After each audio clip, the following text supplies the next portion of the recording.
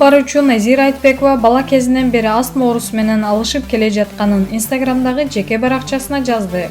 3 ай болду энтиккениме. Дем ала албай кара терге түшөм. Түндө уйкум келет. Жатсам демим кысылат. Отуруп алып уктайм. 3 айдан бери астма менен алышкан адамга коронавирустун коркунучу деле жаратпайт. Укол, капельница дары алдым. Гормоналдык да алдым. Астма менен балалыгымды талашты. Өмүр бою эле келе жатат. Психологиялык себебин аныктап чыгуу кажет. Луиза Хейдин айтуусу боюнча балдардагы астма жашагысы келбегендик катары каралат экен. Чоңдордогу астма сезимдерди басынтуу, жашыруу, өзүң үчүн жашай албагандык делинет. Изилдеп чыгып түйүндүк кезиндеги көйгөйлөрдү чечпесең, өмүр бою кыйналчудайсың. Оору дагы бир нерсе айткысы келет. Жан соолугуң аксаган учурда гана ден соолугунун көрүнөт ал нерсе.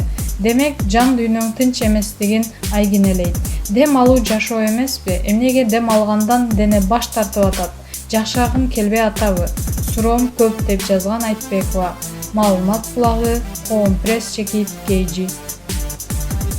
12 сериядан турган жаңы сериал тартылат. Кыргызстанда 12 сериядан турган жаңы сериал тартылат. Бул тууралуу Урча Анжелика Кайратова билдирди. Буйруса абдан кызыктуу 12 сериядан турган сериал тартып баштадык. Чынында колдоочу өнөктөштөрдү табуу азыр шайлоо учурунда өтө кыйын экен. Ар экинчи ишкердин акчасы шайлоого кетип жатыптыр. Бирок мен баары бир үмүт кылып, абдан таасирдүү тасмабызга башкы демөөрчү компания табылат деген үмүттөмүн. Азырынча чыгымдардын өзүм көтөрүүгө бел байладым. Абдан күчтүү тарбиялык маанидеги бул сериал сиздер күтүп көргөн сериал болот.